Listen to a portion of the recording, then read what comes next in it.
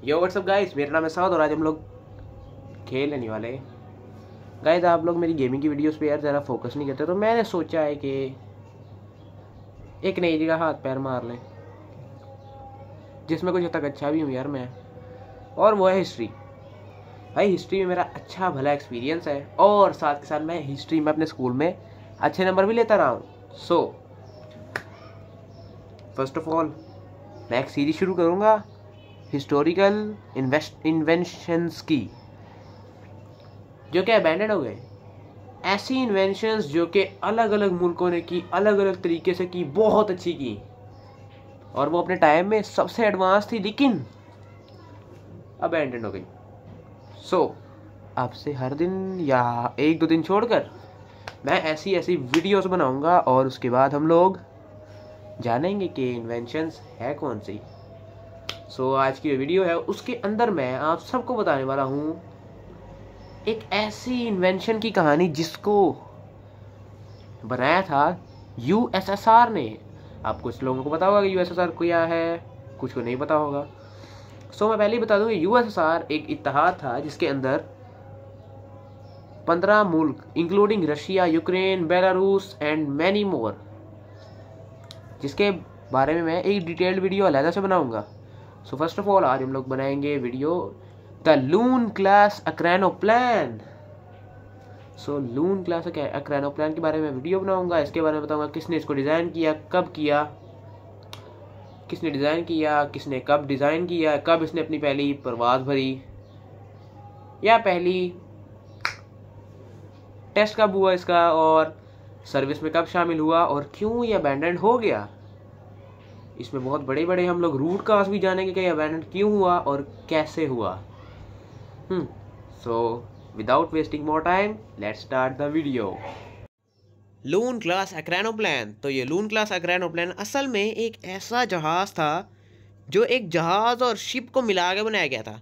असल में जिस टाइम ये बना था 1980s के टाइम में या 1976 के टाइम पे इसका डिज़ाइन फाइनल हुआ था, उस टाइम हाइड्रोफॉयल शिप्स बहुत ज़्यादा पॉपुलर हो रही थी और यूएस नेवी हाइड्रोफॉयल शिप्स को अप्लाई भी कर चुकी थी अपनी नेवी में।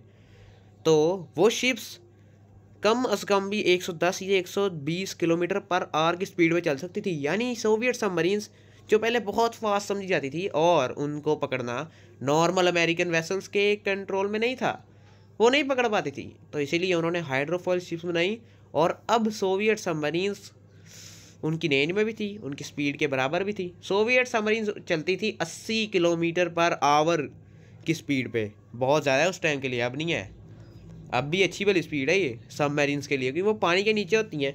तो उन्हें पकड़ने के लिए हाइड्रोफॉयल शिप्स बहुत अच्छा, एक हिसाब से कहें तो टेक्नोलॉजी बहुत अच्छी थी, लेकिन वो भी बाद में अबैंडन होगी। उसके ऊपर हम अलग से वीडियो बनाएंगे। तो फिलहाल हम लोग बात करें लून क्लास अक्रैनो प्लान के बारे में। तो आपको इसका डिज़ाइन देख के समझ लग गया और कितना ज़रा अजीब किस्म का और अनयूजुअल किस्म का डिज़ाइन है। सामने के विंग्स, बैक विंग्स, हर एक चीज़, और इंजन्स हालांकि विंग्स के नीचे या फ्यूजलाज के नीचे होते हैं, लेकिन इसके इंजन कॉकपिट के साथ हैं।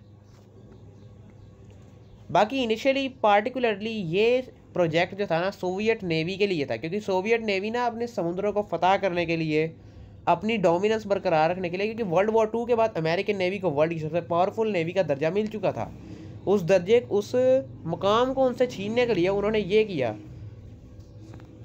जो लून क्लास अक्रैनो प्लान था वो असल में एक ऐसा जहाज़ था जो समुंदर से सिर्फ और सिर्फ 11 फीट की ऊंचाई पर उड़ता था। बिल्कुल सही बात, जिस तरह आजकल के कमर्शियल एयरलाइनर्स 30, 32 या 40 हज़ार फीट से नीचे बात ही नहीं करते।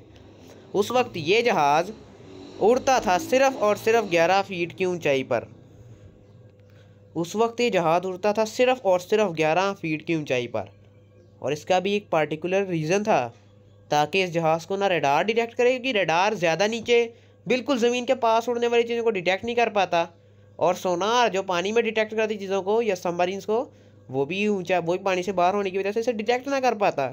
यानी ऑलमोस्ट ये रडार ना इसके लिए रडार अंधा बन जाता था। और इसके 8 इंजन इस 8 में से इन 8 इंजन का भी बड़ा काम है। इनमें से 6 इंजन इसको पावर देते थे ताकि ये उड़े, मतलब 8 के 8 इंजन चलते थे। ये जैसे ही हवा में हल्का सा ऊपर होता था तो 6 इंजन दरमियान वाले बंद करके साइड वाले 2 इंजन चला के इसको आगे बढ़ाते थे। बहुत ज़्यादा पावरफुल थी ये इनिशियली सोवियत नेवी के लिए था और इसका नाम था, ये अपनी क्लास का एक अकेला प्लेन था, अकेला। इसे 1987 में उन्होंने अपनी जो बहरी फौज थी ना उसके अंदर उन्होंने शामिल किया। इसके डिज़ाइनर का नाम था रोस्तिस्लाव एलेक्सीव। आई डोंट नो मैं इनका नाम सही तरह प्रोनाउंस कर पा रहा हूँ, लेकिन यही नाम था यार जो मैंने जहाँ से जिस जगह से मैंने इसको सोर्स किया है। सो ये जो बंदा था भाई, ये टॉप सोवियत इंजीनियर होता था। इसने हर एक चीज़ बनाई, इसने बहुत सी चीज़ें बनाई हैं, मतलब डिज़ाइन की हैं, वो सोवियत यूनियन को बहुत ज़्यादा काम आई हैं। तो ये बंदे ने 1976 में सोचा कि हमें ऐसी एक मशीन बनाए जो इतनी ज़्यादा पावरफुल हो कि उसको उससे पूरी दुनिया का ट्रेड ही हिल कर रह जाए, और उन्होंने ये बनाया भी। तो इस तरीके से उन्होंने फिर बनाया एक्रेनो प्लान। उन्होंने फिर एक्रेनो प्लान का प्रोजेक्ट शुरू किया। उसके बाद सोवियत यूनियन को उसका पहला प्रोटोटाइप बना के दिया। जो पहला प्रोटोटाइप था ना वो ये लून क्लास एक्रेनो प्लान, बहुत ज़्यादा पावरफुल। साथ के साथ इसके अंदर 6 बैलिस्टिक मिसाइल कैरी करने की ताकत भी थी जो ये अपने ऊपर रखता था, बहुत ज़्यादा पावरफुल। और ऊपर से इसके अंदर सामने गन भी फिट हो सकती थी, और इसको चलाने के लिए इनिशियली 4 या 5 लोगों की ज़रूरत पड़ती थी। 4 या 5 लोग, जिसमें 2 इसके पायलट्स थे, 2 टेक्निकल इंजीनियर्स और एक अलहदा से कोई इंजीनियर वगैरह। बाकी एक और बात, इसको एक और बहुत आला नाम दिया हुआ है नेटो ने। बाकी वो नाम तब दिया था जब एक वक्त यह है जब इसकी टेस्टिंग हो रही थी। तब CIA के जो है ना एहलकार, उन्होंने ना सैटेलाइट इमेज में इसको देखा। देखते ही उनके दिमाग उस वक़्त ये अपने टेस्ट पूरे कर रहा था, ये जहाज़ अपनी टेस्ट फ्लाइट्स कैस्पियन सी पर। तो उन लोगों ने इसको देखते ही इसका नाम कैस्पियन सी मॉन्स्टर रख दिया, और ये बहुत ज़्यादा पावरफुल था ये जहाज़। और आज ये आपको कैस्पियन सी के साहिल पर ही मिलेगा। उसकी कुछ फ़ोटोज़ भी मेरे पास है, मैं आपको भी दिखाता हूँ।